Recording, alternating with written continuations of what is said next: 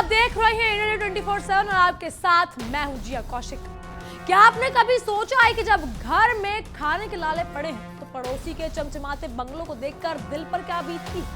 कुछ ऐसा ही हाल इन दिनों हमारे नापाक पड़ोसी पाकिस्तान का हो चुका है। एक तरफ जहां भारत का जम्मू कश्मीर विकास की नई बुलंदियों को छू रहा है, वहां के 6 सुपर स्पेशलिस्ट अस्पताल दुनिया भर में मिसाल बन रहे हैं, पर दूसरी तरफ पाकिस्तान के कब्जे वाले कश्मीर यानी पीओके की आवाम बूंद बूंद पानी और इलाज की एक एक सांस के लिए तरस रही।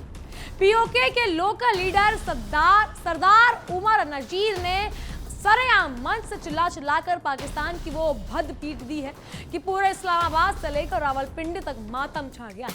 उन्होंने साफ कह दिया है कि हमारे यहाँ अस्पताल नहीं बल्कि मुर्दा घर और रफेल सेंटर बने पड़े हैं, जबकि हिंदुस्तानी कश्मीर में हर नागरिक को बिना 1 रुपया खर्च करे वर्ल्ड क्लास मेडिकल फैसिलिटी मिल रही है। ऊपर से तड़का ये है कि पाकिस्तान के वजीर आजम यानी शहबाज शरीफ और उनके आका मिलिट्री जनरल आसिम मुनीर अपने देश की भुखमरी और को छुपाने के लिए भारत को पानी की रेड लाइन की खोखली धमकियां दे रहे हैं। चलिए आज पाकिस्तान के इस दोगलेपन, फजीयत और बर्बादी की पूरी कहानी को सुनते हैं। दरअसल कंगाली में आटा गीला वाली जो कहावत है वो पाकिस्तान पे जाती है। पाकिस्तान के हालात आज उस नाच ना जाने आंगन टेढ़ा वाले मुहावरे जैसी हो चुकी है, जो खुद को संभल नहीं पा रहा है, जो खुद को संभल नहीं पा रहा लेकिन दूसरों पर उंगली उठाने से बाज नहीं आता है। पीओके में पिछले 2-3 महीनों से जो गृह युद्ध जैसे हालात बने हुए हैं, उसने पाकिस्तान के हुक्मरानों की रातों की नींद उड़ा कर रख दी है। वहां की जनता अब रोटी, कपड़ा, मकान और महंगी बिजली के खिलाफ सड़कों पर उतर चुकी है और पाकिस्तानी सेना की गोलियों का सीना तान कर सामना कर रही है। पीओके के लीडर नेता सरदार उमर नजीर ने एक विशाल रैली में पाकिस्तान की झूठी तरक्की के गुब्बारे की ऐसी हवा निकाली है कि पूरी दुनिया हक्की बक्की रह गई। उन्होंने चीख कर कहा कि पाकिस्तान ने पीओके को सिर्फ और सिर्फ एक कसाई खाना बनाकर रख दिया है, जहां बुनियादी सुविधाएं तो दूर, बीमार पड़ने पर इंसान का जिंदा बचना भी एक चमत्कार माना जाता है। मुहावरा है, घर में नहीं है दाल और अम्मा चली बनाने, और यही हाल पाकिस्तान के स्वास्थ्य महकमे में का है। सरदार उमर नजीर ने पाकिस्तान के मुंह पर तमाचा जड़ते हुए कहा कि पीओके के अस्पताल सिर्फ नाम के अस्पताल है, असल में वो महज एक रेफरल सेंटर बनकर रह गए। कोई भी मरीज अगर गंभीर हालत में वहां पहुंचता है तो डॉक्टर इलाज करने के बजाय सीधे उसे आगे रेफर कर देते हैं, क्योंकि वहां ना तो दवाइयां हैं और ना ही वेंटिलेटर है। पाकिस्तान सरकार पीओके के लोगों को इंसान ही नहीं समझती, बल्कि वहां के संसाधनों का इस्तेमाल करके सिर्फ अपनी जेब भरती। उमर नजीर ने साफ कहा है कि इस्लामाबाद के हुक्मरान अपनी नाकामियों को छुपाने के लिए पीओके के हक मांगने को जनता को आतंकवादी करार कर देते हैं और उन पर सेना से गोलियां चलवाते हैं। जब पीओके के नेता सरदार उमर नजीर ने भारत के जम्मू कश्मीर की तुलना अपने खस्ताहाल इलाके से की तो पाकिस्तान की संसद में सन्नाटा पसर गया। नसीर ने डंके की चोट पर कहा कि सोशल मीडिया के इस दौर में अब झूठ की दीवारें ढह चुकी हैं और सब जानते हैं कि हिंदुस्तानी जम्मू कश्मीर के अंदर 6 वर्ल्ड क्लास सुपर स्पेशलिस्ट अस्पताल चल रही हैं। वहाँ किसी हाईटेक सुविधा मौजूद है और यहाँ कैसी है ये सब जानते हैं। किसी भी मरीज को दिल्ली या मुंबई भागने की जरूरत नहीं पड़ती जम्मू कश्मीर से।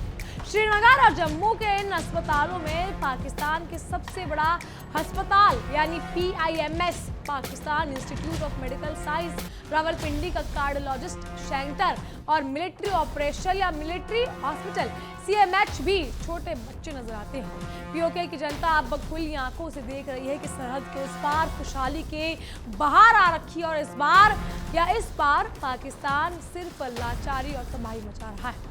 पाकिस्तान के हुक्मरानों को सबसे बड़ा झटका तब लगा जब पीओके के मंच से भारत सरकार ने स्वास्थ्य नीति का लोहा मनवाया।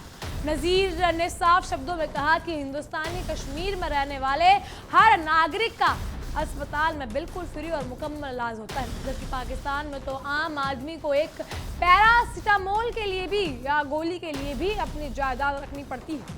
भारत सरकार ने अपने नागरिकों के लिए आयुष्मान कार्ड और हेल्थ इंश्योरेंस की सुविधा दी रखी है। उसने पीओके के लोगों की आंख खोल दी है। अब पीओके के लोग सवाल पूछ रहे हैं कि जब भारत अपने नागरिकों को पलक पर बिठाकर रख सकता है तो पाकिस्तान हमें सिर्फ गोला बारूद और महंगाई के सिवाय दे क्या रहा है? ये तुलना पाकिस्तान के शाख पर वो धब्बा है जो शायद कभी मिट नहीं पाएगा।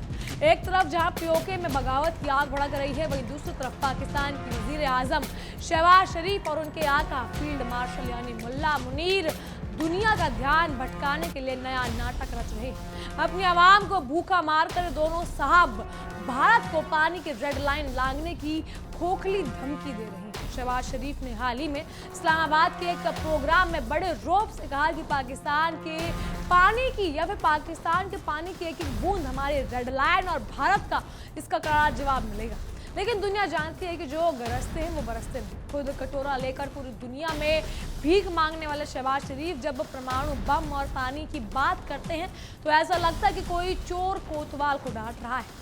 पहलगाम में अप्रैल 2025 में हुए काराना आतंकी हमले के बाद भारत ने पाकिस्तान के पालतू आतंकवादियों को सबक सिखाने के लिए जो सिंधु जल समझौता या फिर इंडस वाटर ट्रीटी को अबेंस किया था, उसके अपने पाकिस्तान की कमर तोड़ दी। 1960 के तहत समझौते के तहत भारत ने अब तक पाकिस्तान को पानी का डेटा और बाढ़ की चेतावनी देता रहा है, लेकिन भारत के इस कड़े कदम के बाद पाकिस्तान दाने दाने और पानी पानी को तरसने लगा है। अब मानसून के मौसम में जब नदियां का जलस्तर बढ़ता है तो भारत की तरफ से कोई चेतावनी नहीं मिलती है, जिससे पाकिस्तान के पंजाब और सिंध प्रांत जलमग्न हो जाते हैं। भारत के इस मास्टर स्ट्रोक ने पाकिस्तान को समझा दिया है कि खून और पानी एक साथ नहीं जा सकते।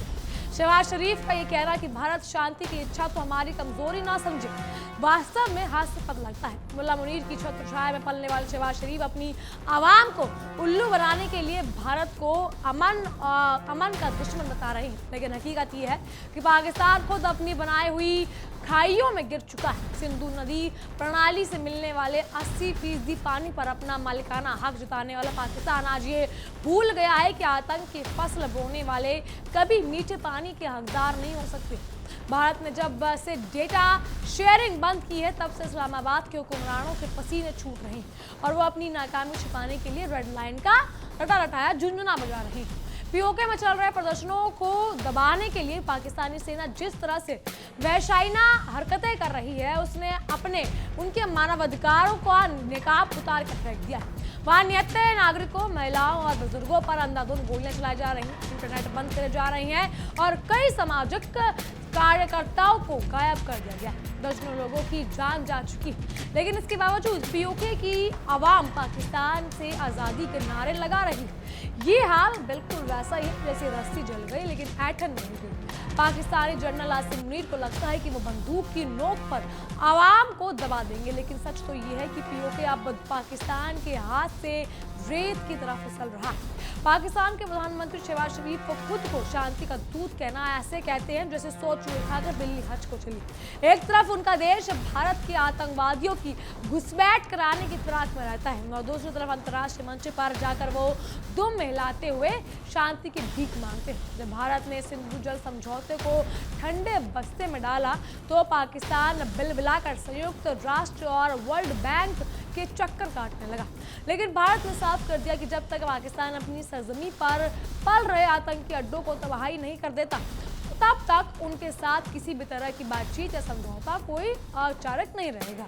आज दुनिया की तीसरी सबसे बड़ी अर्थव्यवस्था बनने की राह पर अग्रसर भारत का जम्मू कश्मीर जब नए नए एम्स, IIT, IIM और एक्सप्रेसवे से जगमगा रहा है तो पाकिस्तान की बदहाली देखकर उसने अपने नागरिकों को ही शर्मसार कर रखा है। श्रीनगर की डल झील से लेकर चिनाब ब्रिज तक भारत की विकास गाथा पूरी दुनिया देख रही है। दूसरी ओर पीओके के अस्पताल में एक बेसिक सिरिंज तक का उपलब्ध नहीं है। सरदार उमर नजीर का ये कबूलनामा दरअसल उस कड़वे सच्चाई का ढोल पीट रहा है जिसे पाकिस्तान लंबे समय से छुपाने की कोशिश कर रहा है।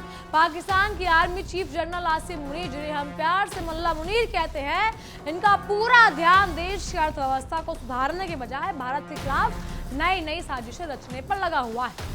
देश में आटे की बोरियों के लिए लाइन में लगे लोग कुचले जा रहे हैं, लेकिन मुल्ला मुनीर को नए नए हथियार खरीदने और रक्षा बजट बढ़ाने की सड़क सवार है।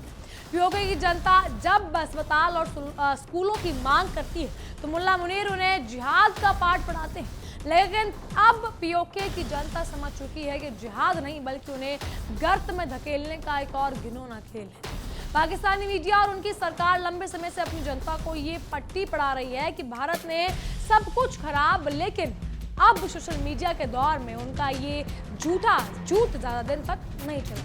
सरदार उमर नजीर ने खुद कहा कि आज के डिजिटल युग में कोई भी सच छुपा नहीं जा सकता।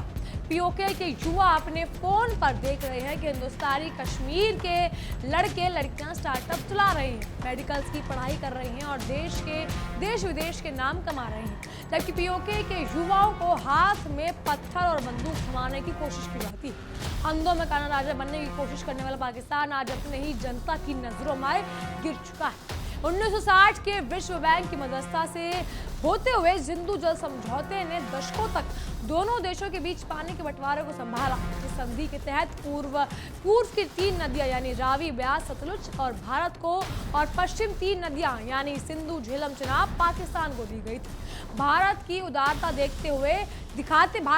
दिखाते हुए 80% पानी पाकिस्तान को इस्तेमाल करने दिया, लेकिन बदले में पाकिस्तान ने भारत को सिर्फ धोखे और आतंकी हमले दिए। जब पानी सर से ऊपर निकल गया और अप्रैल 2025 के पहलगाम हमले में निर्दोषों का खून बहा, तो भारत ने फैसला किया कि अब बहुत हुआ अत्याचार और अब समझौते को स्थगित कर दिया गया। भारत द्वारा पानी का डेटा देना बंद करने के बाद से पाकिस्तान के कृषि क्षेत्र में हड़कंप मच गया। पाकिस्तान का पंजाब प्रांत जिसे उनका अन्नदाता कहा जाता है, आज जल संकट और अचानक आने वाली अनियंत्रण बाढ़ के दोहरे खतरे में जूझ रहा है। जब मानसून में बारिश होती है तो भारत से चेतावनी न मिलने के कारण पाकिस्तान के निचले इलाकों में बिना पूर्व सूचना के पानी भर जाता है। इससे लाखों एकड़ फसलें तबाह हो जाती है। शहबाज शरीफ की रेड लाइन वाली बौखलाहट दरअसल इसी भयानक आर्थिक और सामाजिक तबाही का डर है जो उनके सामने मुंह पर बोल रहे हैं। पीओके में बगावत की अब जो ये नई अलग है, क्या इतिहास उसे दोहराने वाला है? 1971 में पाकिस्तान में अपनी ही पूर्वी बांग्लादेश यानी पूर्वी पाकिस्तान, अब बांग्लादेश जिसे हम कहते हैं, कि जनता पर ऐसा जुल्म ढहा था जिसके नतीजा क्या हुआ, एक टुकड़ा अलग हो गया। आज पीओके में जो हालात बन रही है वो 1971 की याद दिला रही है। सरदार उमर नजीर जैसे निडर नेता अब सरेआम भारत की तारीफ करते हैं और पाकिस्तान के हुक्मरानों को ललकारते हैं। तो ये इस बात का साफ संकेत है कि पीओके की जनता अब पाकिस्तान के अवैध कब्जे को उखाड़ फेंकने के लिए तैयार बैठी है। लाठियों और गोलियों से क्रांति को दबाया नहीं जा सकता, पर पाकिस्तान ये जितना जल्दी समझ ले उतना ही उसके लिए बेहतर होगा। भारत ने पिछले कुछ वर्षों में अपनी विदेश नीति को जिस तरह से आक्रामक और परिणाम केंद्रित बनाया है, उसने पाकिस्तान को दुनिया के नक्शे पर बिल्कुल अलग थलग कर दिया है। जब शहबाज शरीफ अंतर्राष्ट्रीय मंचों पर जाकर सिंधु जल समझौते का रोना रोते हैं, तो दुनिया का कोई भी बड़ा देश उनकी बात पर कान नहीं धरता। सभी जानते हैं कि आतंकवाद का गढ़ कौन है और विकास का केंद्र कौन है। भारत की शांति, लेकिन कूटनीतिक या फिर सख्त कूटनीतिक का ये असर है कि पाकिस्तान आज खुद अपने ही बुने हुए जाल में फंसकर फड़फड़ा रहा है। क्या पाकिस्तान का हेल्थ सिस्टम पूरी तरह ध्वस्त हो चुका है? अगर PIMS इस्लामाबाद और रावलपिंडी के अस्पताल ही पाकिस्तान के लिए मील का पत्थर माने जाते हैं और पीओके का नेता उन्हें भी भारत के प्रांतीय अस्पतालों से नीचे बता रहा है, तो जरा सोचिए पाकिस्तान की देहाती इलाके में क्या हाल होगा। वहाँ के लोग प्राथमिक उपचार के लिए तरस रहे हैं। पाकिस्तान अपने रक्षा बजट को बढ़ाने के लिए अपने देश के स्वास्थ्य और शिक्षा बजट में बलि चढ़ा देता है। नतीजा ये है कि वहाँ का आम नागरिक बीमारियों से मर रहा है और हुक्मरान अपनी जेब भर रहे हैं। पाकिस्तान के हालात आज उस इंसान जैसी है जो आसमान से गिरा खजूर में। IMF की शर्तों को मानते मानते वहाँ की जनता की कमर टूट चुकी है। बिजली के बिल इतने महंगे हो चुके हैं कि लोग आत्महत्या करने पर मजबूर हैं। ऐसे में जब पीओके के लोगों को दिखता है कि भारत के जम्मू कश्मीर में मुफ्त बिजली, बेहतरीन सड़कें और आधुनिक अस्पताल उपलब्ध कराए जा रहे हैं, तो उनका गुस्सा पाकिस्तान सरकार पर फूटना लाजमी है। पाकिस्तान ने दशकों तक आतंकवाद को धोख की तरह चलाया है। उसने सोचने पर मजबूर कर दिया कि भारत को हजारों जख्म देकर कमजोर कर देगा, लेकिन आज वही आतंकवाद या आतंक का सांप खुद पाकिस्तान को डस रहा है। पीओके में सेना की मौजूदगी विकास की नहीं बल्कि आतंकी कैंपों को सुरक्षा देने और स्थानीय लोगों को डराने के लिए।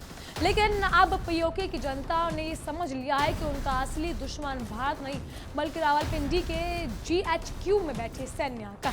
एक जमाना था जब पाकिस्तान रेडियो और अपनी सरकारी टीवी चैनलों के जरिए पीओके के लोगों को भारत के खिलाफ भड़काता था, लेकिन आज भारत के स्मार्टफोन और हाई स्पीड इंटरनेट के दौर में जब कुछ शीशे की तरह साफ हो चुका है। पीओके के लोग इंस्टाग्राम, यूट्यूब और फेसबुक पर देखते हैं कि श्रीनगर में G20 की सफल बैठकें हो रही है, वहाँ पर्यटक रिकॉर्ड संख्या में आ रही हैं और नए नए अस्पताल खुल रहे हैं। इस सच्चाई ने पाकिस्तान के सालों पुराने झूठे प्रोपेगेंडा को एक झटके में ध्वस्त कर दिया। शहबाज शरीफ का ये सोचना है कि वो हर बार भारत का डर दिखाकर अपनी आवाम को बेवकूफ बना लेंगे, अब काम नहीं आने वाला। काट की हांडी बार बार नहीं चढ़ती। पीओके की जनता अब राशन और दवाइयां मांग रही है, ना कि कश्मीर बनेगा पाकिस्तान के खोखले नारे। जब सरदार उमर नजीर जैसे नेता मंच से बोलते हैं कि वो सिर्फ अपनी बात नहीं कह रहे होते, बल्कि पीओके की लाखों पीड़ित नागरिकों के दर्द भरी आवाज को बयां कर रहे होते। जम्मू कश्मीर में भारत सरकार द्वारा बनाए गए 6 सुपर स्पेशलिस्ट अस्पताल सिर्फ इमारतें नहीं, बल्कि उस प्रतिबद्धता का प्रतीक है जो भारत अपने हर नागरिक के प्रति रखता है। इन अस्पतालों की कैंसर, कार्डियोलॉजी और न्यूरोसर्जरी जैसी जटिल बीमारियां का विश्वसनीय इलाज मिलता है। यही वजह है कि पीओके के लोग आज भारत का हिस्सा बनने की तमन्ना जाहिर कर रहे हैं, ताकि उन्हें भी एक सम्मानजनक सुविधा जीवन या फिर सुरक्षित जीवन तक मिल सके। शहबाज शरीफ चाहे जितना चिल्ला लें कि और पानी की एक एक बूंद हमारी रेड लाइन है, लेकिन भारत हमारे रुख या फिर भारत अपने रुख पर अटल है। भारत ने साफ कर दिया कि जब तक पाकिस्तान आतंकवाद पर नकेल नहीं कसता, तब तक कोई दया नहीं दिखाई जाएगी। भारत अपने हिस्से के पानी का इस्तेमाल अपने किसानों और बिजली परियोजनाओं के लिए कर रहा है, और पाकिस्तान सिर्फ किनारे पर बैठे आंसू बहा रहा है कि और अलावा कुछ करने को भी नहीं। जब पाकिस्तान में कोई बड़ा आंतरिक संकट आता है, तब वहाँ की सेना भारत के खिलाफ बयानबाजी तेज कर देती है। जनरल आसिम मुनीर भी इसी पुराने ढर्रे पर चल रही है, लेकिन इस बार उसका पासा उल्टा पड़ चुका है। पीओके की जनता अब सेना के किसी भी झांसे में आने वाले नहीं है। वो जानती है कि ये सब उनके हक के पानी, बिजली और दवाइयों से ध्यान भटकाने का एक राजनीतिक नाटक मात्र है। शहबाज शरीफ भारत को अमन का दुश्मन कहते हैं, जो बिल्कुल उल्टा चोर कोतवाल को डांटने वाली बात है। जिस देश ने पूरी दुनिया में आतंकवाद का निर्यात किया, जहां ओसामा बिन लादेन जैसा खूंखार आतंकी पनाह पाता था, वो देश आज भारत को शांति का पाठ पढ़ा रहा था। भारत ने तो हमेशा क्षेत्रीय स्थिरता की बात की, लेकिन पाकिस्तान को नापाक हरकतों ने ही आज उस मुकाम पर लाकर खड़ा कर दिया। पीओके में लोगों को अब पाकिस्तान सरकार को टैक्स देना और बिजली के बिल भरना बंद कर दिया। ये एक तरह का सिवन्य अवज्ञा आंदोलन बन रहा है। पाकिस्तान की पुलिस और पैरामिलिट्री फोर्सेस लोगों पर लाठियां बाज रही हैं, लेकिन जनता का गुस्सा शांत होने का नाम नहीं ले रहा। वो खुलेआम कह रही हैं कि जब सरकार हमें जीवन की बुनियादी चीजें ही नहीं दे सकती, तो हमें उस टैक्स वसूलने का क्या हक है। भारत ने साबित कर दिया है कि वो अब पुरानी नर्म नीति पर नहीं चलेगा। 1960 में की गई एक उदारता का पाकिस्तान ने गलत फायदा उठाया। भारत का साफ मानना है कि अपने नागरिकों की सुरक्षा जरूरी है।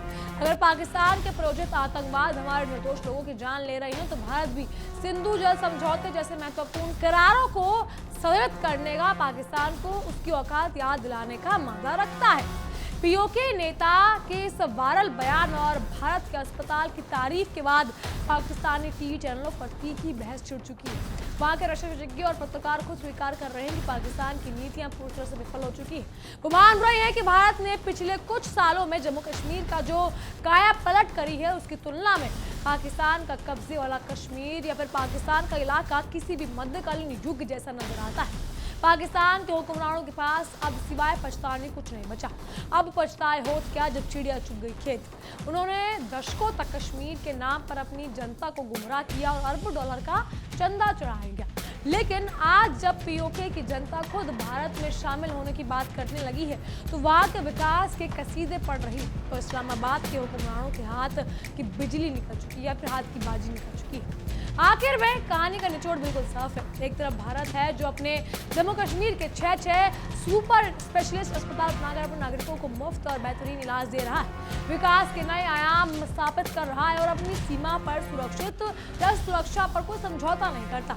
दूसरी तरफ पाकिस्तान है जो बंगाली भुखमरी, आंतरिक बगावत और बदहाली के दलदल में धंस चुका है। शहबाज शरीफ के रेड लाइन की खोखली धमकियां और मुल्ला मुनीर की तानाशाही अब इस डूबते जहाज को बचा नहीं सकती। पीओके की जनता ने इस सच्चाई का आईना पाकिस्तान के चेहरे पर दे मारा है और अब ये साफ दिखा रहा है कि आने वाले समय में नापाक पाकिस्तान के और भी टुकड़े होने तय है। बहरहाल इन सब पर आपकी क्या राय है, हमें कमेंट के जरिए जरूर बताइएगा। फिलहाल के लिए इतना ही। तमाम खबरों के लिए बने रहिए इंडिया 24/7 के साथ और हमारा एक खास शो के साथ। देखिए इंडिया डेली 24/7 अब आपकी स्मार्ट टीवी पर। इंडिया डेली मौजूद है सभी डिजिटल प्लेटफॉर्म पर लाइव और लगातार। इंडिया डेली 24/7 हर दिन राष्ट्र को समर्पित।